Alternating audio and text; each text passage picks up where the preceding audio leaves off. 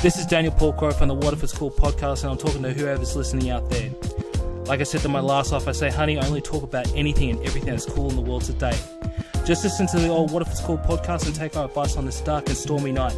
With me today is the tough and gruff Tim and our special guest from across the pond, Ewan. And bloody hell, that was hard to say. Oh, how are we doing, boys? Really good, man. I'm glad that after your 100th take, it finally worked. I spent all day writing that, so... Yeah, I could tell. Now, unfortunately, we don't have Trip B. He's probably just going to make a mixtape somewhere. But we do have our friend Ewan from across the pond, the UK. Hello. Welcome, Yui. Thank you for inviting me on the podcast. Very glad to be here. Absolutely. Happy to have you here, man. Tim, his voice sounds nothing like your imitation, your... when you tried to do his voice on a previous episode. Yeah, your impression. I love Timmy's impression of me. It's great. It's like a lot more serious. It's like, now, Tim, I've got an idea. Timmy, I've got an idea. Yeah, see, like, it's all right. I think you just don't like me doing impressions better than you. To be fair, my impression of you is exactly the same. It's like, now Ewan, I've got an idea. You're here, I've got an idea. Oh no. The difference is Ewan's impression actually sounds a lot better than yours. Oh, well, look, you know, it's not my day job, so yeah. We can work on it week on week, it's all right. Yes, we will. Well, today we are going to talk about a film that Tim, I don't want to say loved. I think it's not the right word because you're obsessed with it at times, especially when you mention John Carpenter. Dude, that's not fair. Like, I'm not obsessed with it. The moment we say the JC word, you go gaga and say, big trouble, big trouble, big trouble. I'm like... No, I don't even do that. Like, this is completely made up. It's not. Well, to be fair, he's just had 2 cups of magic potion, and I can see he's got a wicker hat on.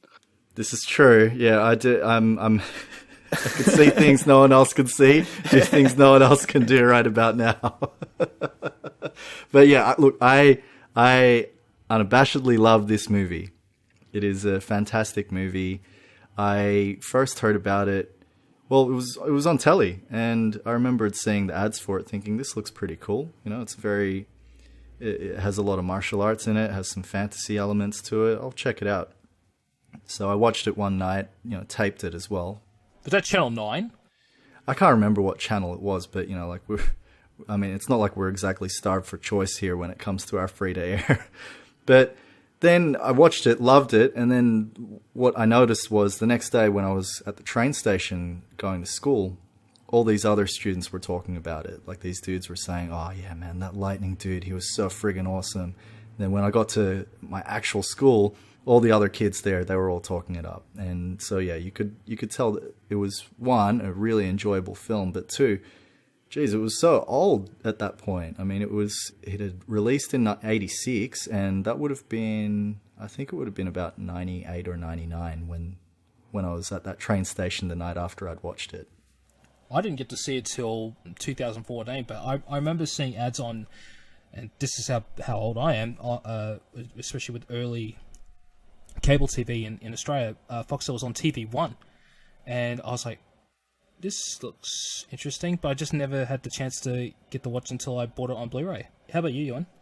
Well, I'm quite glad to hear that you guys got onto it a little bit later and still really loved it and enjoyed it, because I kind of think in terms of reviewing it, I kind of need to pay homage to sort of 8-year-old Ewan, and then on another scale, I've got to be, more jaded as an older adult Ewan and look at it through new eyes. And I kind of enjoyed doing that whilst I've rewatched it this week, because I mean, my introduction to it was sort of around about maybe 8 or 9 or something like that. And I had a friend at school who was into Arnie movies and martial art films, Jackie Chan and all that kind of thing. And he brought my attention to it.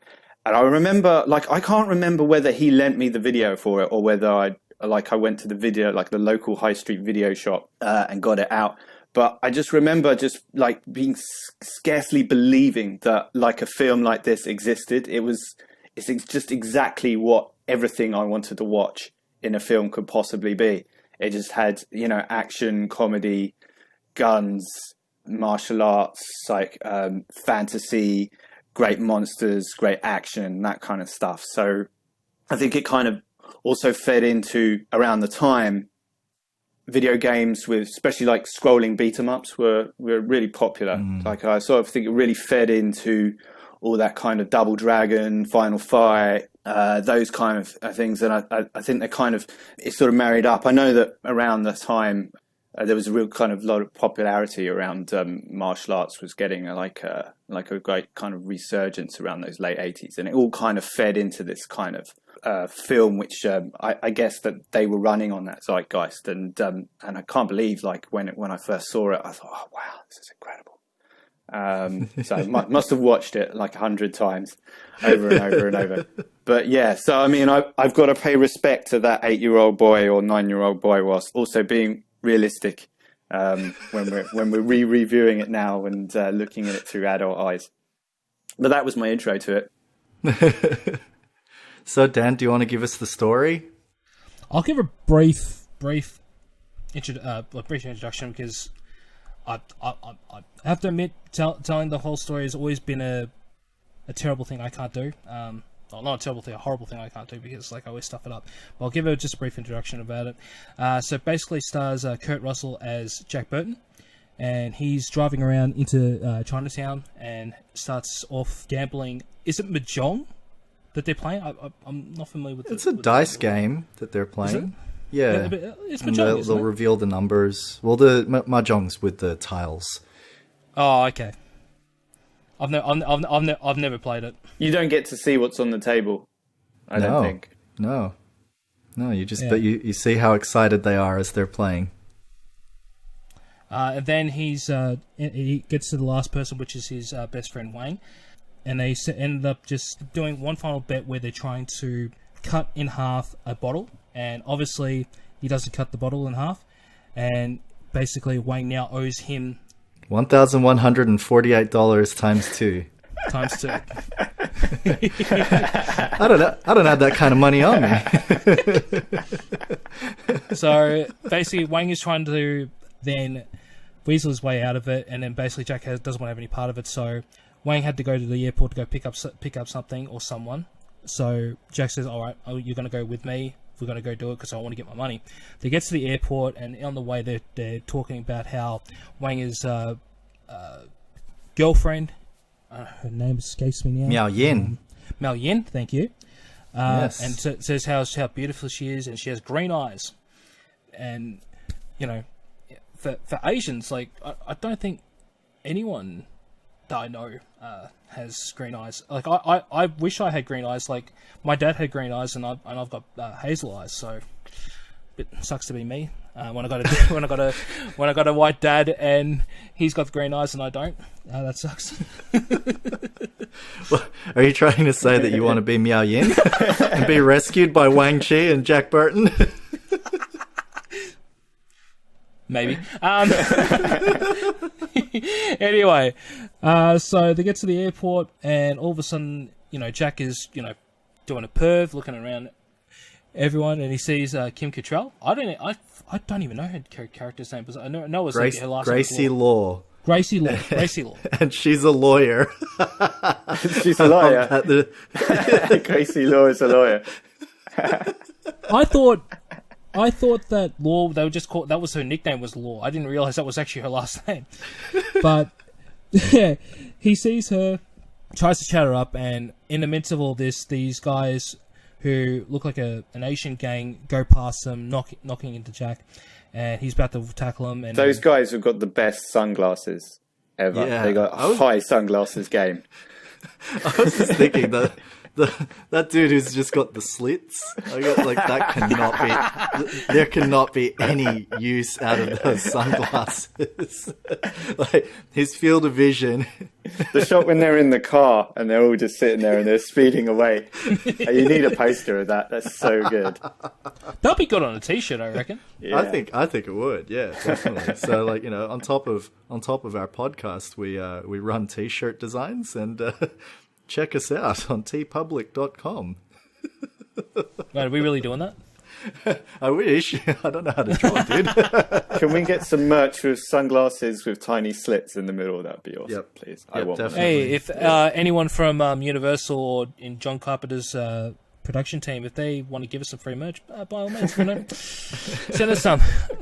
Well, those dudes are, they're the Lords of Death, and then they kidnap Wang's girlfriend slash fiance, and they whisk her away, and Jack and Wang Chi give chase, and this is where the movie sort of delves into a bit more of the supernatural fantasy aspect that I saw in the TV commercial when this was about to air.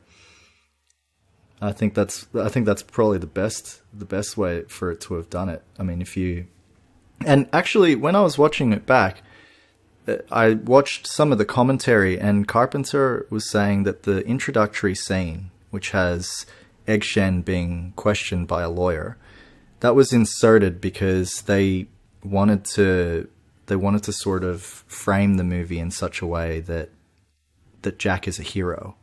So, rather than just jumping straight into it, they were like, okay, we need this to sort of explain him. Well, it explains why he would do why he's doing the monologue at the start of the movie.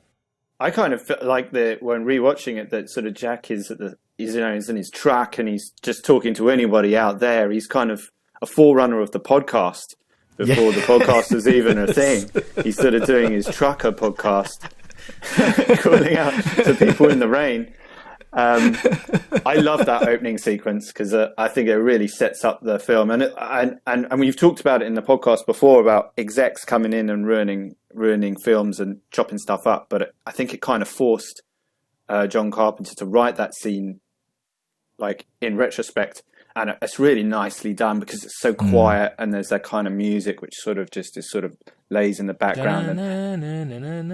Yeah, it's nice. And who's the actor? It's Egg Shen, isn't it? It's Victor Wong. Oh, Victor Wong. Yes, he's fantastic. The grandpa from Three Ninjas. And he was in Golden Child as well, same year as the release of Big Trouble in Little China. Yeah, which was they had to rush out Big Trouble in Little China because they were worried that Golden Child would smash it at the box office. Yeah, which it did. And he's obviously been in Prince of Darkness, Last Emperor, Tremors, and stuff like that. But he's got great eyes. That guy is sort of. It's just like one eye's open, one eye's kind of slightly closed, and then the eye rolls. And he's got great comic sort of timing and has a lot of fun with and relish in his lines. And I really like that intro because he it gives him a good monologue to sort of bring you into the movie. And it's the first character that you meet, and he is easily.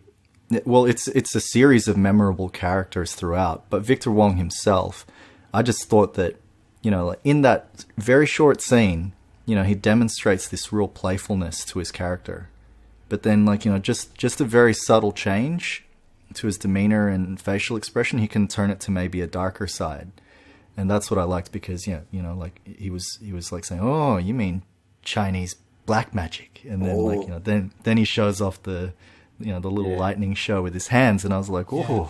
And it's thematically like you've got the sense of light and dark, and then you've got the quiet and the action and the loudness, and you've got that right there because then you've got this really quiet scene, and then the drums go, and then the music goes, dun dun dun dun, and the truck's going through the rain, and when I was watching it, I just got a real shot of adrenaline. I was like, yeah, now Jack's turning up into town. I just love how he's giving, because like you said, the forerunner perhaps to the podcast, but Yeah, what a mouthpiece on him. I mean, he's just so boastful. Like, he's just giving all of this advice, and like that bit. Have you paid your dues? Well, have you paid your dues, Jack? Yes, sir. The check is in the mail.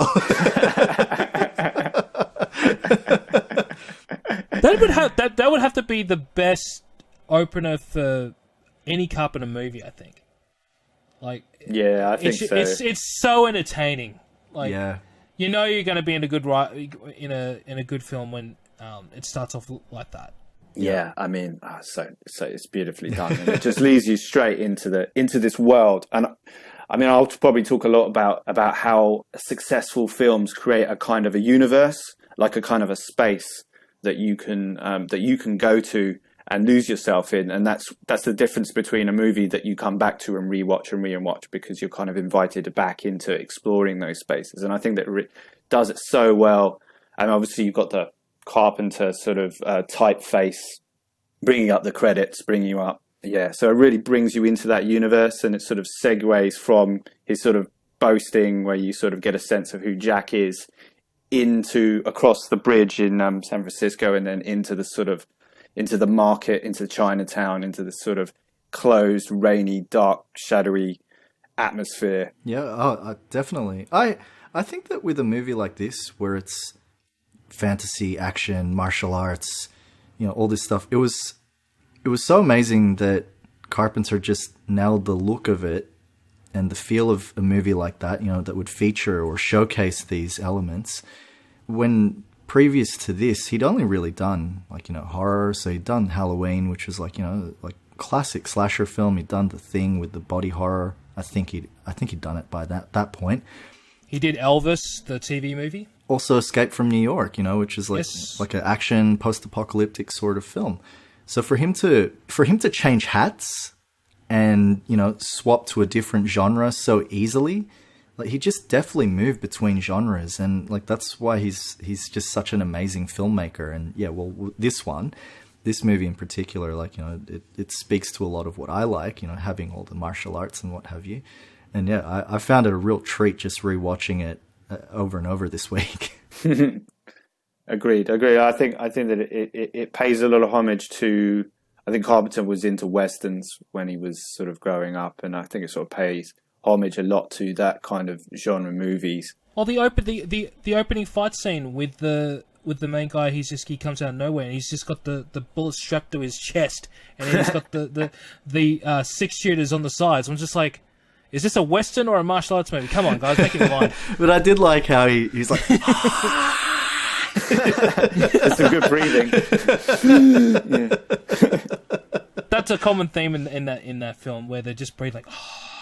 Well, a lot of them are, like in the Chinese films, they're summoning their chi, they're getting ready for a fight. But what I wanted to also highlight is, so after Miao Yin's been taken and Jack and Wang Chi have given chase, they get to the alley, and then this is probably one of the best set pieces you see. The way that he shot the action in this, I was taken by the introduction of these two tongs, these fighting tongs, gangs, if you will, similar to Triad, but not actually. So they're the Chang Sings, the yellow turban guys, as Jack refers to them. And then there are these dudes in red, the enemies of the Chang Sing, the Wing Kong. The way that they silently approach in the alley, no words are spoken, and they're just surrounding the truck and then making their way past the truck towards the Chang Sing. I found it was really reminiscent of Assault on Precinct 13. So in that movie, Carpenter also made the decision to not give any speech or dialogue to the gang that were assaulting the precinct, and to give them more of like a ghoulish sort of appearance. And I thought it was wonderfully effective for the Wing Kong. And what would play out after that was probably one of my favorite Western takes on an Eastern style fight scene. How did you guys find the action in that? I love this scene. To me, it sort of is where the film sort of goes from a sort of a wide daytime feel from the previous scene when they're going to the airport, and then it really sort of closes in, and then we're, for the rest of the film, we're in Chinatown. there's not actually a huge amount of like plot per se. It's kind of just them sort of rolling from one section of stuff to deal with to the next section of stuff to deal with, and they're kind of making up and they're going along, and that makes for a really nice pacing to the film. I think that the action in the alleyways really nicely done. It's kind of wide, so you can see the detail of what's going on with the martial art moves, and then the effect of any particular move is then handled in close up, and there's good symmetry with the way that it's cut. It's kind of cut. It's not super fast, but quite fast to sort of give you the energy. But there's excellent details, and you know what's going on, and they showcase lots of different stunt actors there. I particularly like the guy who gets his head kneed and then it breaks a piece of wood behind him. It's really nicely done. To rewind that. Yeah, well, if you're gonna break a piece of wood, you might as well do that. But it was just so stylish. He's like, well, first he dodged the attack, then he grabs it. He's like, yep, put this behind your head, knee right through the face, and then through the board. I agree with you. I think the gangs are really set up nicely with no action. There's some good swishing and going on. Yeah, it's really nice. And there's kind of a chaos and like what's going on about it. And I think that obviously Jack pretty much says the line "What's going on? What the hell's going on?" about 6 or 7 times through the movie. And as a viewer, you're kind of sort of doing the same. So he's kind of voicing what you're asking in your head. But it's great. It doesn't matter. You can just let that street action sort of just unfold and just sort of get immersed in it. It was just intense, and I found most of it like unnecessarily funny. And I don't know if it was meant to be intentionally that way, but I found some bits were funny, and I just love that scene. Like I was saying before, when the first guy comes out and he's just got ammo strapped to him, I'm just like, what the hell? But even that part where the Wing Kong have just fired all their guns at them, but then Chang Sing, they retreat, and the poles that they're holding to carry their dead leader's coffin, they yank them out, and then they end up using them as bow staffs. And then my favorite is like when they start coming out, and then they start striking their poses, hey! Like they're showing their Shaolin palms towards each other. Because they're getting yeah, exactly. Like when they're getting clearly they're the winning side in that exchange, they start flashing that. It's like Asian high five, I would call it.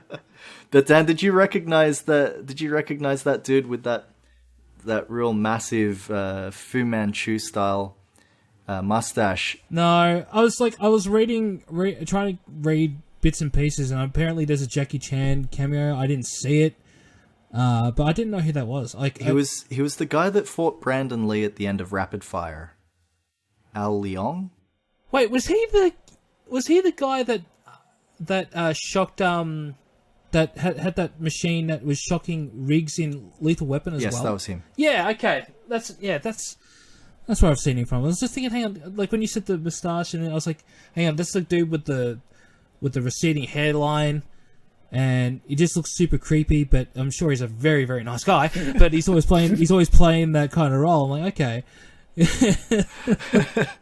Well, the next bit in this, so this is like where it starts delving into more of the weird, is the arrival of the Three Storms. So these guys are quite possibly, I would say that they're almost, that they could be like favorites of mine, but it's a movie where I just enjoy a lot of the characters in it. But these guys, what did you think of them when you first saw them? I have to be honest, the very first time I ever saw them, I saw a parody version of this, and it was on the last incarnation of the Teenage Mutant Ninja Turtles. They did an episode which was pretty much a parody of Big Trouble in Little China, and the moment they came up on screen, I just couldn't stop laughing. Like, oh, that's the guys in the Purple Dragons in that episode. That's what they were representing. Now I get the references in this. Yay! Late to the table, but I thought they were hilarious. And when they were just showing their weapons out as well, the fact that the first two had stuff they had to physically move, and then there's like the last guy's got the ring. He's got the whippersnippers. That was the best. I reckon that would be me, because I'll be the most lazy. Like, yeah, you guys can keep that. Just come at me, bro. You know how their blades sort of come out I just sort of thought of them at that point as either Chinese Terminators or Chinese Robocops. Just like, it sounded there was a machine sound as the blades came out. There's certainly a Terminator way of Lightning's movements. I feel that the way that he sits back and is very quiet and is very slow and methodical in the way that he walks. Definitely. Yeah, but then, of course, we get the introduction of the unforgettable Lo Pan. Oh, can I just say on the Storms, I've always thought that Mortal Kombat has to sort of pay them some royalties there, because their character Raiden is just a blatant rip-off. Well, they were saying, I did read somewhere that the creators of Mortal Kombat were greatly influenced by this, and they also took inspiration for the Shang Tsung character from Lo Pan. So How the hell do you get the inspiration from that? It does. He looks like him, doesn't he? That he's immortal and evil. Hey man, I'm just saying what I read, Dan. So yeah, you can take it up with the creators of Mortal Kombat if you don't believe them. Yeah, Ed Boon, I'm coming for you, mate. So you sent to me, Tim, a picture earlier in the week of Lo Pan hanging out on the street corner as the truck comes into the alleyway, and he's in sort of civilian clothing. What do we think about that? Did you see that, Dan? Yeah, you said that to me too, and I was just like, I just brushed it off. I went, oh yeah, I just thought it was, because when I first saw that, I was like, oh, just a random guy on the street, great. And then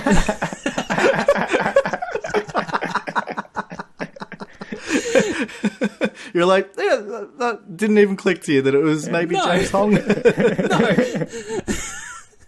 And once I look back on it, I went, yeah, why the hell is he like in normal clothes and he's young again? How the hell does that work? He's not decrepit or anything like that. And if he truly were, like a ghost, then he wouldn't have been able to change those clothes anyway.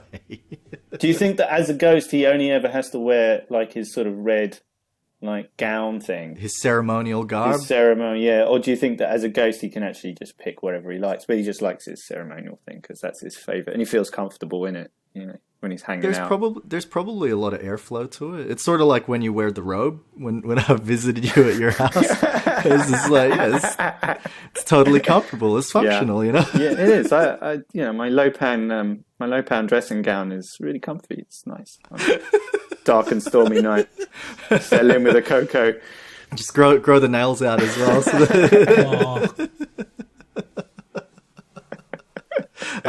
I liked how Lo Pan was introduced because they're trying to make their getaway and then he's just standing in front of the truck and he's got that really creepy laugh and he's like sort of like beckoning them towards him. Yeah. But they say that they drove straight through him and I was like, well, no, you drove over him because you see the bodies just sort of come down.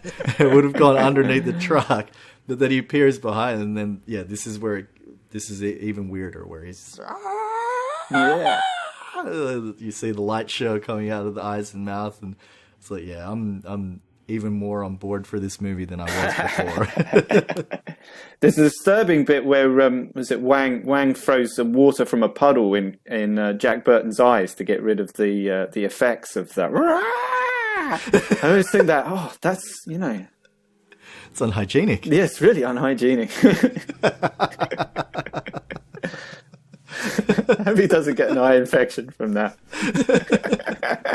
Well, the whole thing, it just it moves quite quickly after this. You're introduced to the fact that, well, there is this supernatural character and he needs to sacrifice a girl with green eyes.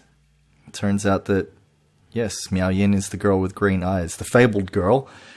And in order for the villain, Lo Pan, to become human again, he needs to wed and then sacrifice her to his god Qingdai. It sounded as ludicrous as that sentence sounded coming out of my mouth. I think they skip over a lot of this, don't they? When there's a lot of exposition which comes out and says, this is what the plot is, And then Jack will just say, can you simplify that for me by saying, what does that mean? Which is kind of what the viewer wants as well. It's just like, we don't care, just give us some more action. It does feel like that's what Gracie Law's there for. So Gracie tends to say a lot of things that feel like exposition dumps, and especially when explaining who David Lopan is. You mean the David Lopan? And I don't know the rest of the line, but yeah, it did feel like they needed to have all of that to explain what was going on. But the movie, it progresses at a very steady clip. Like, it just doesn't feel like there's anything truly wasted in it. Like, I even though there's downtime, I just felt that it moves with such an energy that I never get bored. I agree. I think the pacing's excellent. It's one of the greatest things about the film. It's sort of Indiana Jones-esque in that, you know, once the action starts, it rolls and it doesn't really let up until the end. I mean, there's a few sort of down sections because there's a dreamlike quality through the movie, so it has to have these kind of dreamy sequences to sort of add to the sort of the fantasy and the mysticism, the spirituality of it. But from the airport onwards, pretty much it's go, go, go, go, go until the end. I just love the banter of all of it. Every character that's, if it's just one of them or two of them or three of them, the banter, and it's just hilarious. Like when they're going sneaking in. Oh, like you didn't have to talk the entire time, but like pretend that you were like, because no one was watching it, but yet they're still like, oh well, we came here a couple of weeks ago and all. And I'm like, there's no one watching you, man. Are you talking about when they enter into the hideout, the exchange? Yeah. That's a great scene when they walk in. It's like, where's that connector box? Oh, it's back here. They just walk straight past the desk. And then Wang's just interpreting everything in Cantonese for them. Jack just barges his way through. I wanted to backtrack, though. There was the bit where Jack went undercover, and then he was trying to locate Miao Yin at the brothel. But that bit, I love the horror elements to it. So Miao Yin's tied to a bed, and then the bed starts hopping around, the building shaking. Then you see the ceiling and the roof just rip right off. That was fantastic. But then when the storms come in, lightning is still pulsing electricity around his arms, and then he's taking Miao Yin from the bed. How did he not electrocute her at that point?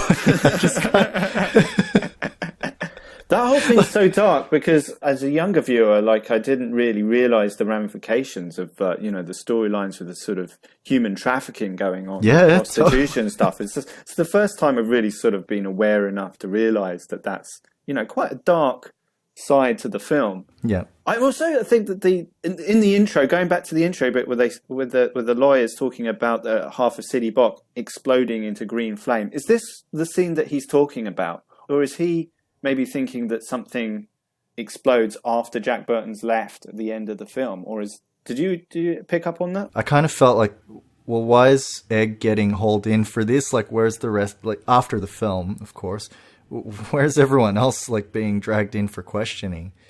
And I'm just thinking maybe it had to do with the blowing up of Lopan's lair. Yeah, I always thought it has to be this scene because this is where there's a big sort of green fireball above the building with the storms come in from the sky.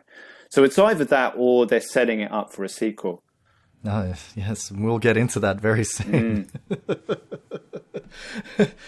The bit, though, in that brothel where the lightning strikes the ground, the madam's trying to run away, and then she ends up flying through the wall. I thought that was dark, man. But like you're saying, this movie's dealing with some pretty dark matter, and for that to happen, perhaps it was like them just having justice served on someone who would condone this sort of activity. Yeah, quite rightly so. I mean, the visual effects are a guy called Richard Enlund who worked on Ghostbusters, so they are quite similar in that way, sort of buildings getting ceilings ripped off and sort of green fire coming down. We were just before I diverted us back to that brothel scene, we were talking about the Wing Kong exchange. What were some of your favorite moments from that, guys? I'm sure there was a lot of note taking at that point. Just trying to think. I didn't write any notes on it, to be honest. Of course you didn't. I mean, I think that the character Lo Pan is very dreamlike. He's actually trapped in his own sort of waking sort of dream, and the exchange itself is kind of like an extension of his character. It has like sort of secret dreamlike kind of qualities in terms of the way that it's been designed. I think there's multiple lines where characters asking, where are we? Are we up or are we down? And there's that kind of sort of maze feel to that kind of set, which is really nicely done. And the elevator's always going down rather than going traditionally up where you expect. And so there's some real nice different areas that they go through, warehouses filled with sort of breakable statues, and then of course the Lo Pan's sort of central lair, which is kind of this sort of lush traditional Chinese kind of red carpeted filled with statues on either side and sort of gong at the back and all that kind of beautiful lush visual qualities to it. It's very dreamlike, but it's also a maze, and it's really interesting for the characters to sort of try and get their way through, negotiate their way through, a little bit like a sort of Double Dragon type scenario where they're kind of scrolling beat 'em up way through sort of various bad guys with various different weapons. I think it's interesting how the storms are basically undefeatable until they have the potion at the end, where So I think that's an interesting little plot device, that they are basically, you need magic and you need to be a dream in order to defeat a dream. And again, you get a sense of that in these early scenes in the Wing Chun exchange. Yeah, well, I mean, it's tied together quite well with what Egg Shen says to them later as they're about to take the potion. Only a dream can kill a dream. So, yeah, I think that observation really does ring true in that sense, because there's definitely something off about how this Wing Kong exchange is constructed. They have multiple hells that are there. But they also have layers, areas for business. Perhaps one of the most disturbing would have been that hell of upside down sinners where they're being drowned. But there's also the human trafficking aspect. So they've got a whole bunch of girls tied up, and at one point Gracie and Margot, they get kidnapped, and they have to be rescued by Jack, Eddie, and Wang. I think there's a line where Jack says, "Where are we?" And the storm says, "You are nowhere." It's a great line. That storm, though, that sort of tends to come up as their main villain, Lord Thunder. Mm-hmm. He's a Chinese actor. I think his name is. Oh, look, I'll get his name in a bit, but he is Carter Wong. He's just so physically imposing. I mean, when the guy is doing his katas later on, like he is completely jacked. But the thing is, like, his power is to just expand his body. And I was like, what's this even doing? He just starts... and then, like, he just starts expanding until Jack can't sort of try and, maintain a stranglehold from the back. He looks over at Wang and just goes, "What do you want me to do?" I can't look at a wheelchair now without always thinking about that bit where he ends up almost falling down a well. That's probably one of the coolest things that Jack does. So it's all in the reflexes, as he says throughout the movie. He ends up stopping himself from certain doom, and then he carefully wheels himself back up over the edge. And yeah, like, that was great. But in this, and this is a point that I wanted to throw out there for you both, the bit where they end up fighting some people, Wang shows off his skills straight away. He looks awesome. Like, he kicks the crap out of all of these Wing Kong. And he's badass in it. At that point, Jack is struggling to fire the gun because Eddie has to remind him that he needs to turn off the safety. And then he's like, then he starts shooting wildly, and he's like, "First time you ever plug somebody? Of course not." But one of the things that I chanced upon when I had the commentary playing in the background is that the way that they structured this was that Jack is actually the sidekick to Wang. What? So really? If you think about it, Wang is the person who has the hero's journey. It makes so much sense. He does. Wang's girl gets taken. He needs to galvanize. He needs to tool up. Then he needs to storm this place and rescue the girl. Okay. It is a storyline that you see in so many video games, so many movies, And Jack is there, even though he's meant to be the hero, he does a lot of the sidekick stuff. Like, he's bumbling, he's a comic. boisterous, but yeah, exactly. It's so true, because he has the best lines throughout the film. Usually the sidekick doesn't have that many good lines as much as what Jack does on this, though. Yes, but there is also comic relief. Yeah, that's true. And so, yeah, Jack definitely fills that role. I mean, he has in the same Wing Kong exchange sequence. So that's actually a big chunk of the film. There's another fight sequence that's about to happen. So they've got all the girls, they're going to leave. And yeah, so Jack starts shooting at all these Wing Kong, but he doesn't have enough bullets, runs out of bullets. Wang starts going to work, kicking the crap out of some of them. Jack tries to get his knife, and this is a gag that makes me laugh every time. Tries to get his knife, but then as he pulls it out, he throws it off to the side. He has to disappear. And when he comes back out, he's like, "Ha ha!" He's got the gun and the knife, but then Wang's already disposed of everyone. Yeah. And Wang's like, "Time to go." Yeah. That's great. I think that scene is very much like, yeah, you get the sense that Wang is the real hero and he's the real badass one here. Like Jack's bumbling his way through. He has spirit, but not much else, and bravado, but not much else. But Wang can do some kicks and he can do some flips, and he just basically takes them all out, doesn't he? And Jack jumps in right at the end. There's no one left. I think one of my other great scenes is in terms of the comic and bumblingness is like Jack's trying to lead everyone. He's like, he comes up to the warehouse door and he says like, it gets ready easy now because of this front to the company. We just got to go through real quick, and I can't remember what the line is, but he basically opens the door and there's like 20 bad guys behind it. Quickly shuts it again.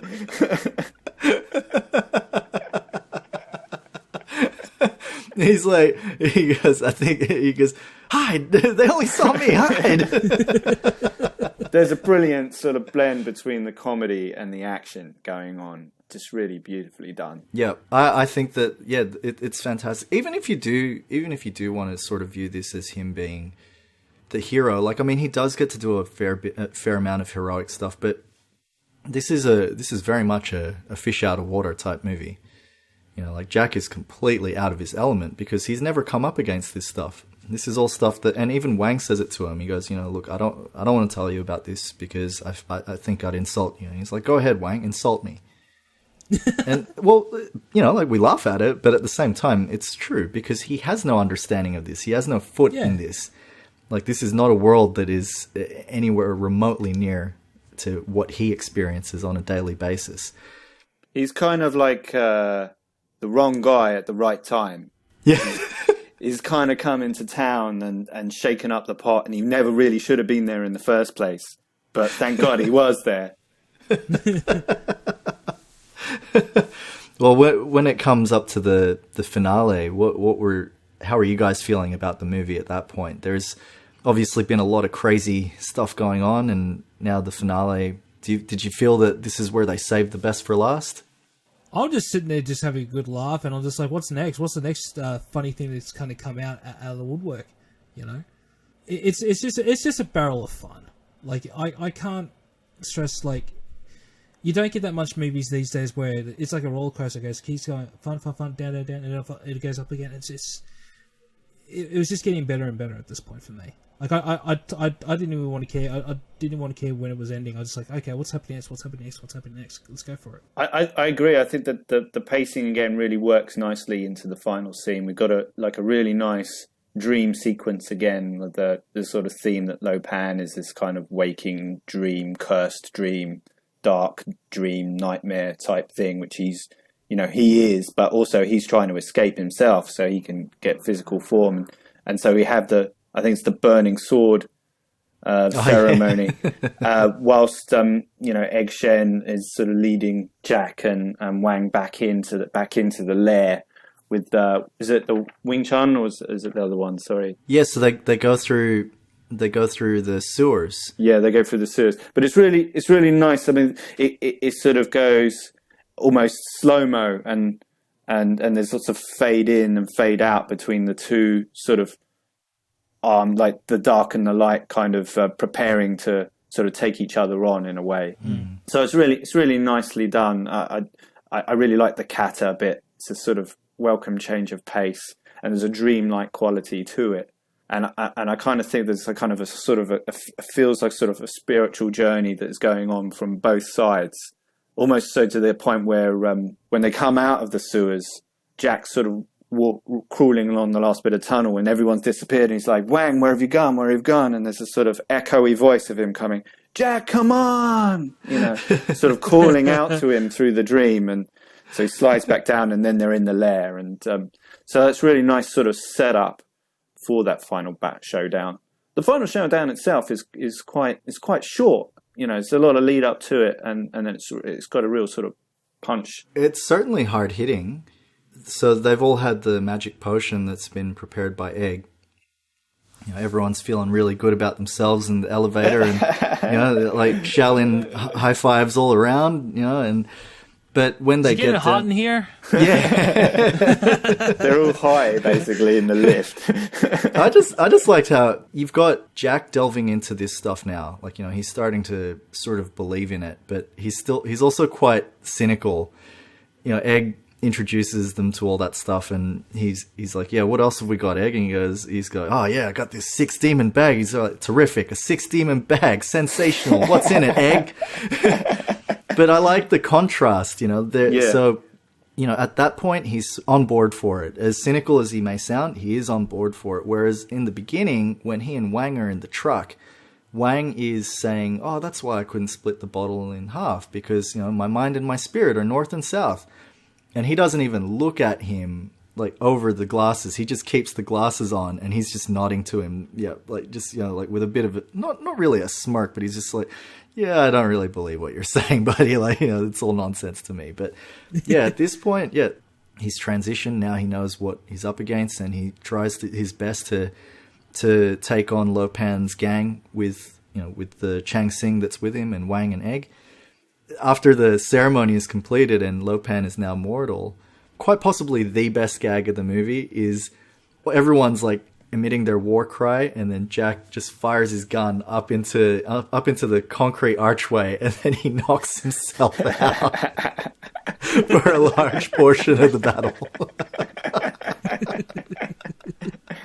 He's basically bumbles his way through this final battle, and then he gets himself stuck under a sort of warrior. That's his only contribution. Everyone else is taking out multiple bad guys. Wang is having quite possibly one of the best sword fights in cinema history. And Jack is trapped under this massive warrior. It's classic. The lighting in this area tripped me out. What did you guys think of the lighting in that scene? I think that it's quite light compared to other John Carpenter films. I mean, it's quite dark in general terms, but for a John Carpenter movie, it could get a lot darker. He's sort of famously likes minimal lighting and sort of naturalistic lighting. It's kind of a neon quality to it. Well, that's what I was thinking. Like there is a lot of neon lighting around. Like I just sort of thought, you're a bad guy, you're gonna have a lair. It might have been just because the magic as well. That they were doing the neon lighting, because I think if you were just to have a regular, standard, light like I have in the background right now, it just wouldn't play off those special effects. Certainly, but if you're a bad guy, especially when Lo Pan's eyes like light up like that. Yeah, imagine just being like in the lighting that I have in my room right now. It wouldn't come off. It just come off as cheesy, and I don't think he would want to have a movie that does that. When I saw the neon lights, I just sort of thought, okay, yeah, so this is the bad guy. He's obviously hired an electrician to just so this is my temple. I need you to set up the neon lights for everything.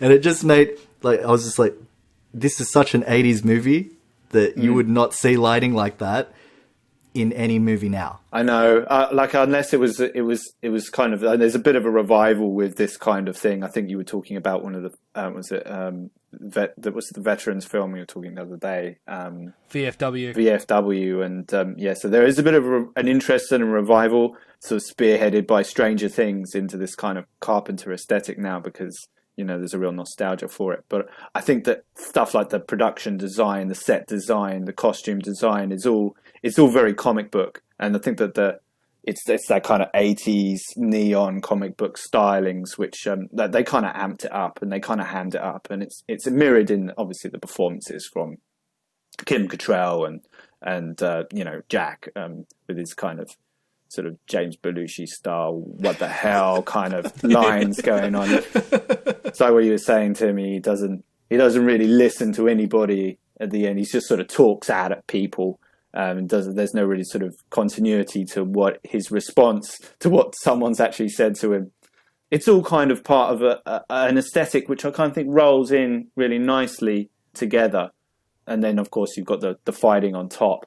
It's just a good mishmash of sort of Western sensibilities and sort of the Eastern sensibilities. And I think that they used it comes through that they've spent a lot of time thinking about the balance of those two kind of influences, and it's come through really nicely. I just kind of thought about this now, but I was thinking about Indiana Jones and the Temple of Doom, and then I was thinking about the wardrobe choices that they had in this. So earlier in the film, you have Wang and they're leaving the gambling area, and Wang's wearing something that looks a lot like a fedora, kind of like how Indy would wear one. And then Jack's accompanying him through this, and they wanted this to appear as though Jack was the sidekick to Wang. Like, wardrobe choice, yeah. So like if Wang's wearing the fedora, he definitely would fit the Indy role. Whereas short round in Temple of Doom had the baseball cap, and and Jack also had the baseball cap. I mean, it just makes so much sense now. I'm just like, so Jack is the short round to Wang's Indy. I think it's definitely the case, because some extra features I saw was an interview with what's the actor which plays Wang? Dennis Dunn, and he was saying that John Carpenter was pulling him aside every so often and whispering in his ear and saying, you're the hero here, you're the hero. Just keep that in mind. Yeah. Dennis Dunn was like, "You sure? It's Kurt Russell's over there. I'm pretty sure he's the hero." No, he's the sidekick. You're the hero. Well, Jack does he does deliver the killing blow, and it does look spectacular. He does, and he gets to boast about it as well as Jack would. He throws the knife at Lopan, misses. Lopan throws it back at him, and he catches it, and he throws it right into his forehead. And then he just says to Gracie, "It's all in the reflexes." So he does get his heroic moment. For sure. He needs to be there. Jack needs to be there because he's the unknown quality, the unknown factor, which turns the tide, isn't he, really, in a way? I mean, in a way that Lopan's death scene is so fast and unexpected is kind of lame, but so memorable and awesome at the same time. There's that great line, isn't it? You want to see more of him being a badass, because he spends most of the fight just sort of sticking needles into his new wife. It's quite disturbing in many ways, but it's great because he's got that line, isn't it? It's a good knife. Goodbye, Mr. Burton. Oh, yeah. Goodbye, Mr. Burton. Goodbye, Mr. Burton. And it's just like, and then he's got a knife in his head, and that's so brilliantly memorable, isn't it? Mm-hmm. And I think that, that it's sort of foreshadowed in the first scene when Jack catches the bottle during the gambling game, but now he's had Eggshen's potion that's kind of multiplied, and that's how he can take out. And in fact, like, it's interesting with the sort of double blow, he's taken out Lopan, but he also takes out Thunder sort of indirectly, because Thunder can't handle the fact that his master has just been... Well, he decides to self-destruct, but I was like, if you're trying to take out everyone, you're not really able to do it, because they're all able to run away. He's got like this fleshy, rubbery face. Oh, do you think he's trying to explode to take everyone out? I thought he was. Pick up on that. Oh, that's what I thought. Because you just look at him, he's just like, you know what? I'm not gonna let you guys win. So.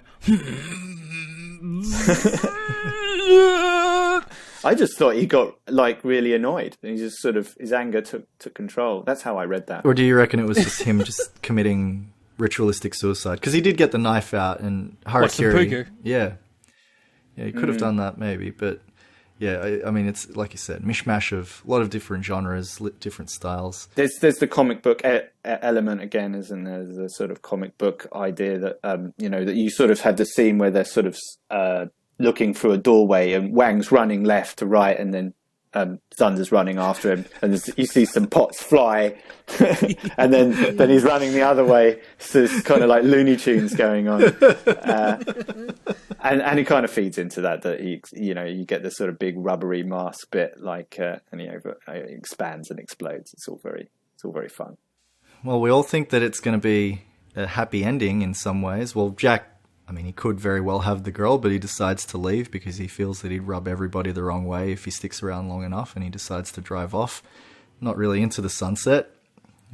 He's driving on a dark and stormy night and, muttering stuff over the CB. Give me your best shot, pal. I can take it. But it doesn't look like it's a happy ending. The creatures are interesting, aren't they? Because especially the monkey one's is quite rubbery and quite fake. But there's a tactility to it, which is really nice. In contrast to the eye monster, which is obviously a lot more money's been spent on that with the matting effects. When you saw the eye monster, have you guys ever played Duke Nukem? Particularly the one that was on PC in the late 90s? I think I know what you're talking about. The 3D here. one? Yeah. Right, the last boss on that one. Did anyone just get that vibe? And it's like, oh, that's where Duke Nukem got that idea from. And it's just like the moment it touches you, you die. Well, Duke Nukem got the chew bubble gum and kick ass line from They Live. Yep, that's right. So yeah, it could be that. It could very well be that they were influenced by a whole bunch of Carpenter films. Because I remember when I first watched this in 2014, I was like, that's from Duke Nukem. Wow, I feel old. Like how many people can make a Duke Nukem reference these days? I don't know, man. Duke Nukem, I don't think has aged terribly well, whereas Carpenter's movies, I think, have aged very well. I find myself being able to rewatch any of the Carpenter movies that I own many, many times over. But yeah, like this one, as I was saying before, it doesn't look like it's going to be a happy ending because one of Lopan's creatures has made its way onto its truck. Do you think that again that they thought that maybe there's some room for a sequel here? So like with the prologue bit at the start, this sort of unexplained city block exploding in green flame, and then we got the idea of like a monkey on the back of Jack's truck. This could be some kind of action which goes on there, and also the fact that Lightning, he gets a statue dropped on his head, but you never actually see him die. So he could have easily have survived that, I feel. I felt that. Yeah, well, that's what I was thinking. And if they were going to come up with a sequel, possibly Lightning would play a factor in terms of kicking off everything. Well, you guys in the previous podcast when we were talking about the thing, you said that you guys had a potential sequel that you guys wanted to book. Now, I'm just going to make this perfectly clear on this cast. There technically was a sequel in the comic books that started in 2014. It ran for 25 issues. I've only read 5 issues of that. Was it good though, Daniel? The first 5 issues that I read were so far really good. Would you consider it canon? No. Or is it Indiana Jones 4? That never happened.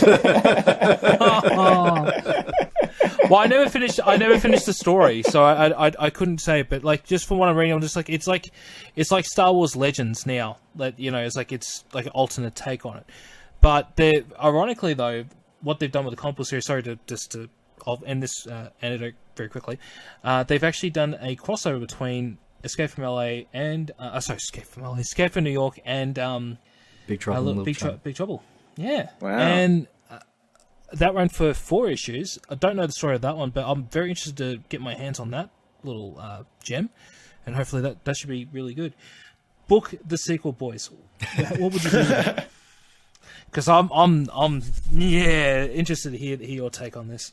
Ewan, I think you really need to deliver this because I didn't do your accent justice enough apparently.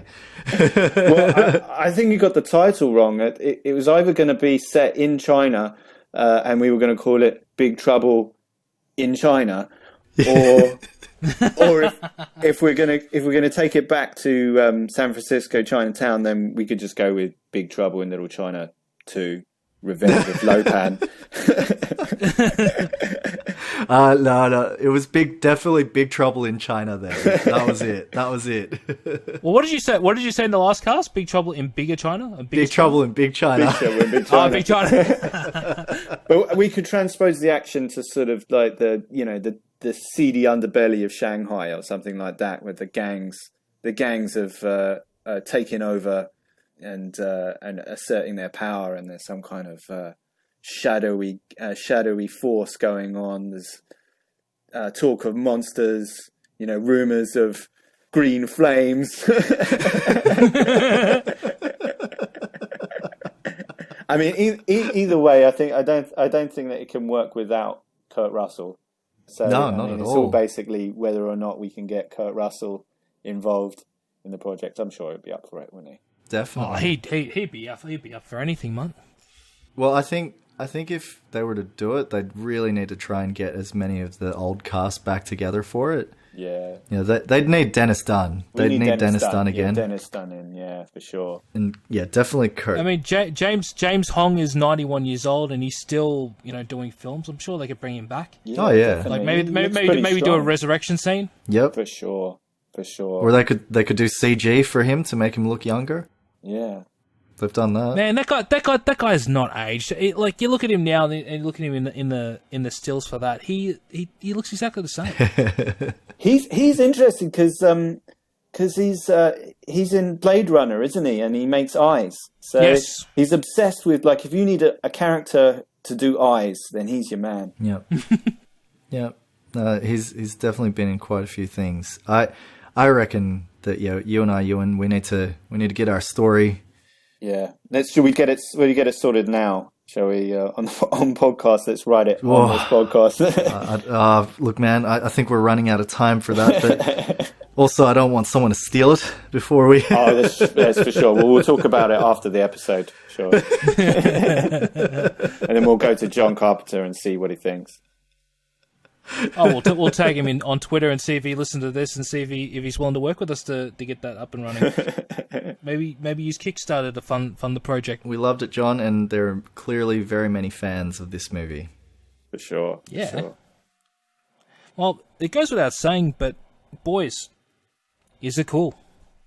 150% from me. Yeah, absolutely. It's cool. Yeah. I mean, I would recommend anybody who wants to just waste an hour and a half. It's a really short film and it's really concise and it's really great entertainment. So if you want to switch your brain off as an adult and watch a really good rolling 80s epic action comedy fluff piece, then yeah, go ahead and watch it. But also, I mean, if you're an 8-year-old me, then it's 5s all the way. Well, that's definitely cool for me. I think it's a classic and definitely up in the top 3 for Carpenter movies for sure.